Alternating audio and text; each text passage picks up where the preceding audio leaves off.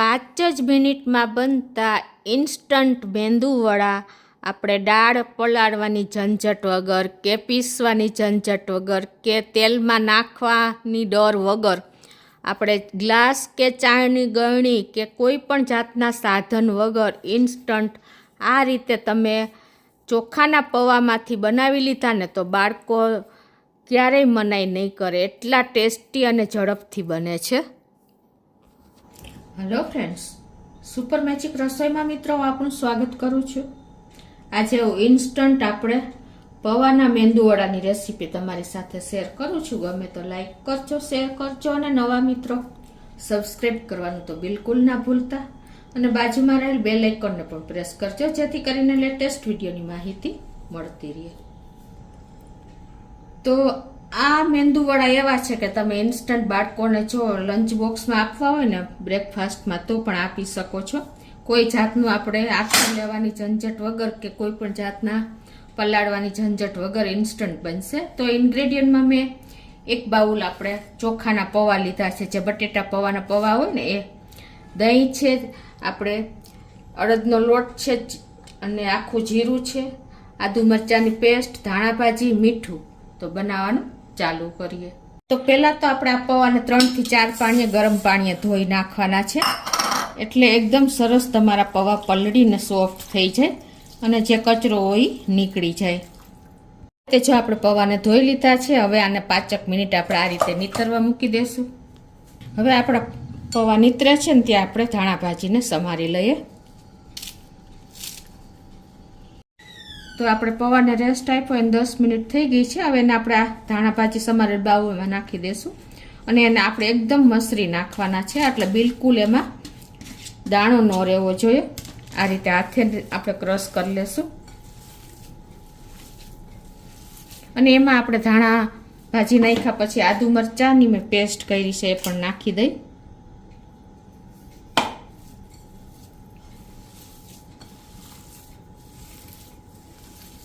અને 1 ચમચી જેવું આપણે આખું જીરું નાખી દેશું. ટેસ્ટ એકોર્ડિંગ 1 ટીસ્પૂન જેવું મીઠું નાખી દઈ અને હવે આપણે આમાં તમારી પાસે જો અડદનો લોટ હોય તો તમારે અડદનો લોટ નાખવાનો છે, બાઇન્ડિંગ આવે ને એટલો 2 ચમચી જેવો કે 3 ચમચી જેવો. અને ચોખાનો લોટ હોય તો ચોખાનો લોટ નાખવાનો છે. અડદનો હોય તો બેસ્ટ છે, એકદમ નેચરલી ટેસ્ટ આવશે. આને બનતા 5 થી 7 મિનિટ જ થાય છે, કોઈ ટાઈમ પણ નથી લાગતો. તો 2 ચમચી જેવો આપણે અત્યારે અડદનો લોટ મારી પાસે છે એ જ નાખી દઈએ અને મિક્સ કરી લઈએ. તમારે આમાં દહીંની જરૂર પડે તો દહીં 2 ચમચી નાખીને અને એકદમ સરસ આપણે મેંદુવડાનું બેટર તૈયાર કરી લેવાનું છે. તો આ રીતે જો આપણે બેટર તૈયાર થઈ ગયું છે, હવે એને આપણે વડા ઉતારી લેશું, મેંદુવડા. આ રીતે એનો રાઉન્ડ શેપ હાથેથી આપી અને તમારે જે સાઈઝના વડા ઉતારવા એ પ્રમાણે તમે થેપીને આ રીતે હાથેથી તૈયાર કરી શકો છો. આમાં તમારે કોઈ ટેન્શન પણ નહીં લે, ઇઝીલી તમારું મેંદુવડા તૈયાર થઈ જશે. જો આ રીતે, તો એ જ રીતે આપણે બધા વડાને આ રીતે જુઓ, આમાં તમારે કોઈ પ્રોબ્લેમ નહીં આવે, ઇઝીલી તમારે વડું તૈયાર થઈ જશે મેંદુવડા. કેમ કે આમાં કોઈ જાતનું તમારે તેલમાં મૂકવામાં પણ પ્રોબ્લેમ નહીં આવે. આ રીતે તમારે આપણે ચોખાના પૌવા છે ને એટલે ઇઝીલી સ્ટીકી હોય છે અને આપણે અડદનો લોટ નાખ્યો છે, એટલે જુઓ ઇઝીલી તમારું વડું તૈયાર થઈ જશે, કોઈ ટેન્શન નહીં રહે અને તેલમાં મૂકવામાં પણ તમને ડર નહીં લાગે છે ને.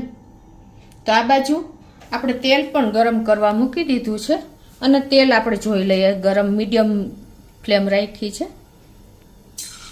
આ રીતે આપણું તેલ પણ ગરમ જ થઈ ગયું છે. તો આપણે એક પછી એક વડા મૂકતા જઈએ.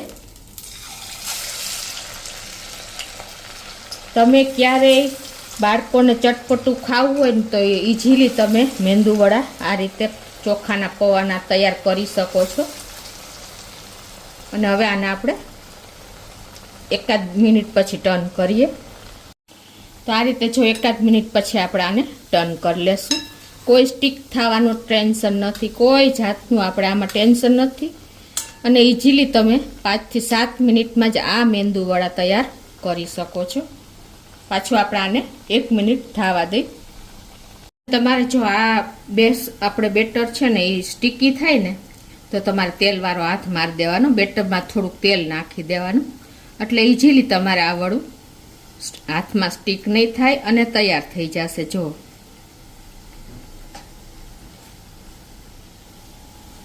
તો આ બાજુ આપણે વડા પણ જો સરસ એવા ગોલ્ડન કલરના થઈ ગયા છે. 1 મિનિટની હજી વાર છે. આ બાળકોને ઓસે ખાશે, ક્યારેય તમને મનાઈ નહીં કરે, એટલા ટેસ્ટી બને છે. કેમ કે આપણે આદુ, મરચાં, ધાણાભાજી અને જીરું, આખા જીરાનો ટેસ્ટ પણ આમાં બહુ સરસ આવે છે.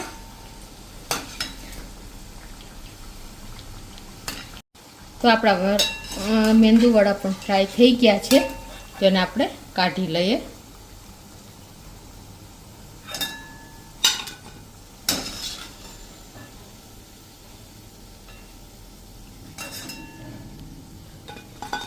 હવે આ રીતે આપણે બધા જ મેંદુ વડાને ફ્રાય કરી લઈએ. મિત્રો, તમે અત્યારે વિડીયો જોતા હો તો અત્યારે જ તમે બનાવી શકો છો, બાકી આ વિડીયો તમે સેવ કરી લેજો, ઇન્સ્ટન્ટ તમે બનાવી શકશો. તો આ રીતે જો આપણા વડા, મેંદુ વડા રેડી થઈ ગયા છે. ઇન્સ્ટન્ટ તમે આ રીતે તૈયાર કરી શકો છો અને એકદમ ક્રન્ચી તો થાય જ, તમને ખ્યાલ જ છે. આવી રીતે જુઓ તમે, અવાજ આવતો જ હશે. તો કોઈ પણ જાતની ઝંઝટ વગર, હાથો લેવાની ઝંઝટ વગર કે કાંઈ પણ કર્યા વગર 5 થી 7 મિનિટમાં આપણે મેંદુ વડા ચોખાના પૌવામાંથી તૈયાર થઈ જાય છે. અને સાથે આપણે ટોપરાની ચટણી સાથે આને એન્જોય કરી શકીએ છીએ. મેં ચટણી બનાવી લીધી છે, વઘાર રેડી દઉં છું. તો આપણું તેલ મૂકી દીધું છે 1 ટીસ્પૂન જેવું. આપણે અડદની દાળ એ અડધી ટીસ્પૂન જેવી, લીમડાના પત્તા અને રાઈ નાખીને અને હવે આપણે આ વઘારને જે આપણે ચટણી બનાવી છે એમાં જ નાખી દઈશું.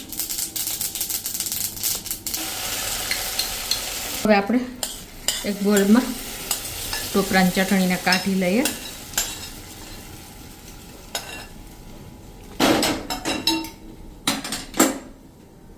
તો આપણા મેંદુ વડા અને ટોપરાની ચટણી રેડી છે મિત્રો. તો ચોક્કસ તમે એક વખત આ ઇન્સ્ટન્ટ બની જાય એવા વડા એટલે કે મેંદુ વડાની ટ્રાય કરજો અને મને કોમેન્ટ બોક્સમાં જણાવજો કે તમને આ રેસીપી કેવી લાગી. ગમે તો લાઈક કરજો, શેર કરજો અને નવા મિત્રો સબસ્ક્રાઈબ કરવાનું તો બિલકુલ ના ભૂલતા.